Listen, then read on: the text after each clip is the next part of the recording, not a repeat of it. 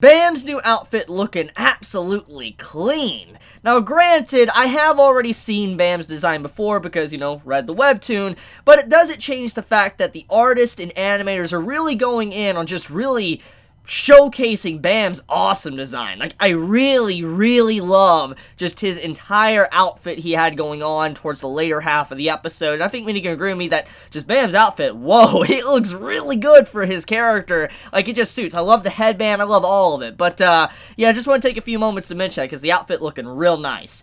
So anyways, I want to talk about the world building because that was a major part of this episode of Tower of God. So if you like world building, like if you really love world building and finding out kind of what makes this world tick, then you're going to really enjoy this episode. Now obviously we didn't get every single answer that many probably are wanting, but there was a lot of things given that will allow you to sit back and ponder on like, okay, so this is starting to make a little bit more sense and how certain individuals climb the towers, now there's potentially teams and all that. So let's get right into the positions, like the positions of each individual member that climbs this tower. So let's take it from our group, Coon, Bam, and Rock. These are the three central characters we've kind of been following since like the beginning of the story, so it makes sense to kind of talk about their positions and what they're currently going to be doing within the story. So Bam, he got Wave Controller. Now, Wave Controller is something that is very unique, in fact, because when it is explained, it's pretty much stated that they're able to manipulate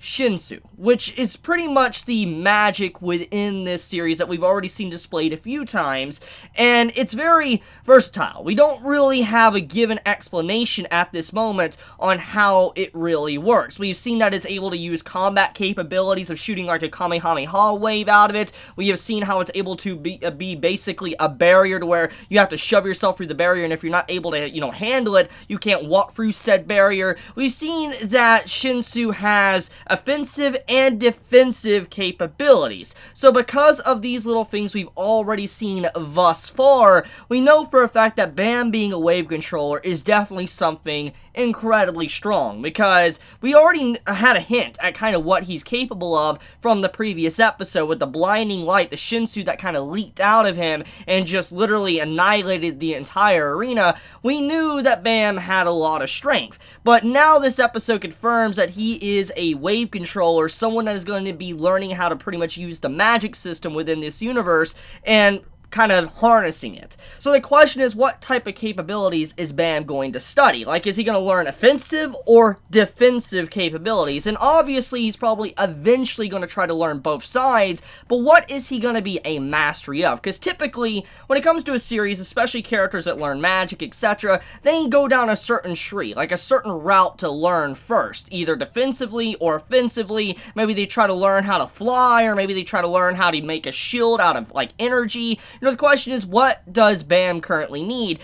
Could he potentially become a healer? There is a lot of questions that you can gain from this episode, but Bam being a wave controller pretty much means that he's going to be learning how to use the magic system within the tower. So that, fascinating. But let's carry on. Now we move over into Rock. Rock, our favorite lizard boy. Rock is a spear bearer. Now, when you look at the spear bearer title that he is given, he is someone that honestly fits the title. He has literally like a giant spear that he throws, he has brute strength, and he really does fit the overall name and description of what a spear bearer is, because they're supposed to be kind of like a range, like offensive person within the team, someone that's able to attack from long distances, but also be very offensive in close quarters combat if they have to use, let's say their spear, etc. So Rock definitely fits the description to a T, and I know many might instantly think that he would be a fisherman, because when you look at the description of what a fisherman is,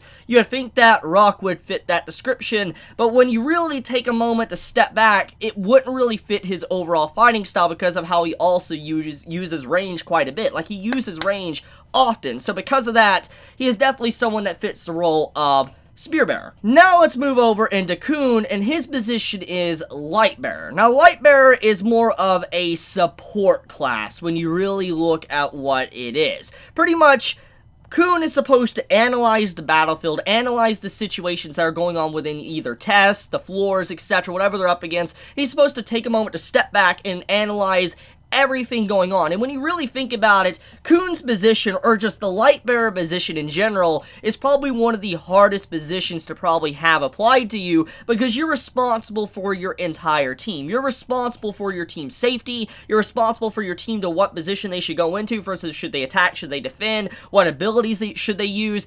The light bearer is obviously something incredibly important. They're supposed to analyze the entire battlefield. So Coon, it fits his character to a T when you really think about what he's been doing since the beginning of the series. We know that he's a very big brain boy. Like, he's someone that is able to calculate and think about what he needs to do, and sometimes he does overthink a little bit, but for the most part, he is someone very intelligent. He's able to come up with some great plans and think about the grand scheme of things. And, you know, if things didn't go sideways with Rachel popping up and, you know, Bam seeing her, etc., you know, that entire event with the crown game, they would have won thanks to what Coon was planning. So Coon is definitely someone that also fits the overall description of a light bearer. He is a support character. He is someone that is the brains of the operation. He is someone that leads the team to victory. So Lightbearer is obviously a very, very important role. Easily one of the most important roles out of the bunch when you really take a moment to think about it, depending on where Wave Controller goes, because that is up in the air of how mysterious that is, because we don't really even know the full capabilities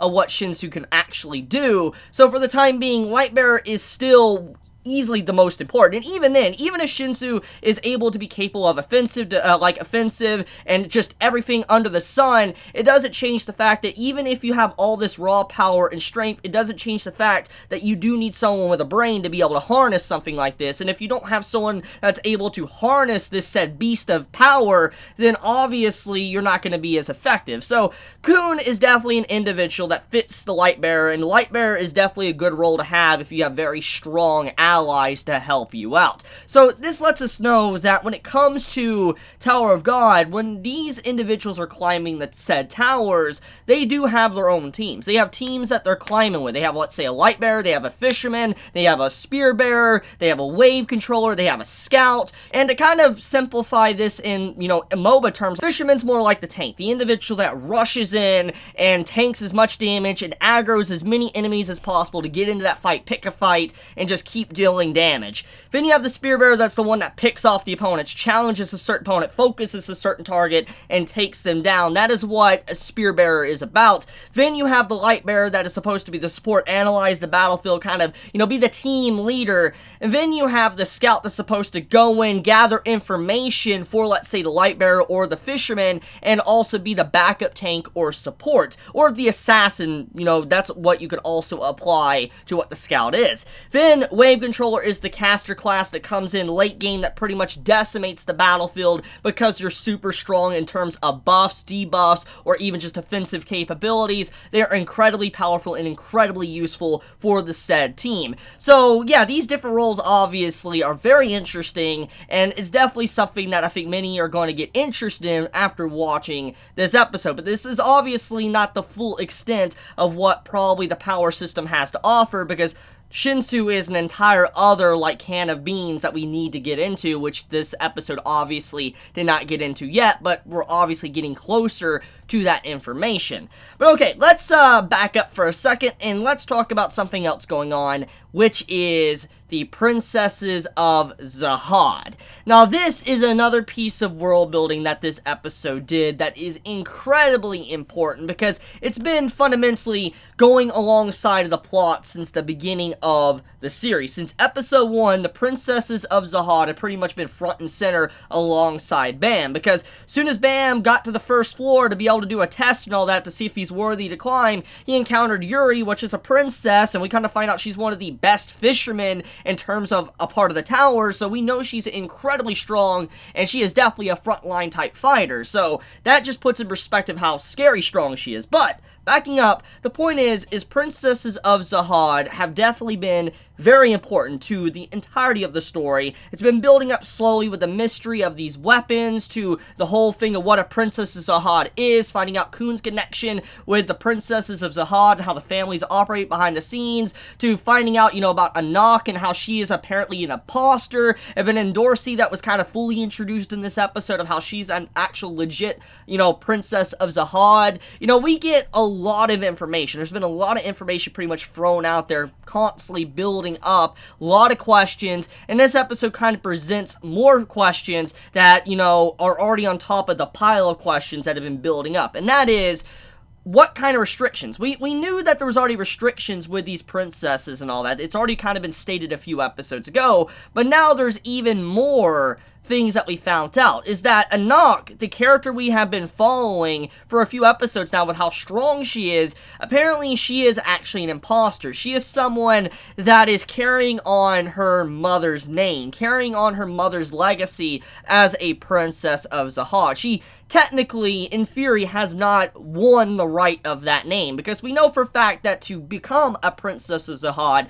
you have to go through a contest, a competition, whatever, win it, earn the right to gain that title, then you get a certain weapon that goes alongside of you to be able to stand there. For instance, Endorsi obviously has earned this right. She has a weapon, and she also has the title, the legit title, and so has Yuri. But Anak has not won that title. She is someone that was just pretty much given that name because she was born from a mother that was the princess. But the thing is, we kind of find out that the princess was killed off by the other princesses, and the question is, why is that? Obviously, restrictions, jealousy, other things, basically contracts, breaking what you're supposed to do, and it probably led all into this to where what happened to Anak's family and why she harbors so much rage and anger, which would explain why she was willing to give up the crown game to jump and attack Bam, because she sensed another one of the weapons that are connected to, like, you know, her Green April and then, you know, Black March. So obviously anyone that wields these type of weapons is a princess of Zahad.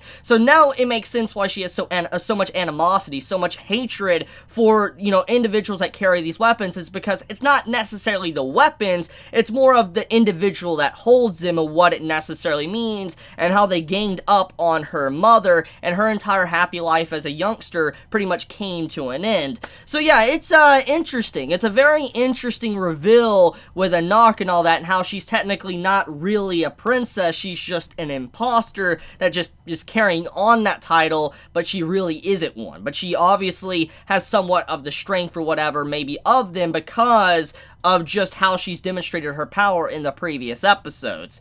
Okay, so anyways, let's talk about Rachel. Now, this is another major element to talk about that needs to be discussed, because I feel like many that were watching this episode are going to understand what this episode is trying to present to the audience when it comes to Rachel.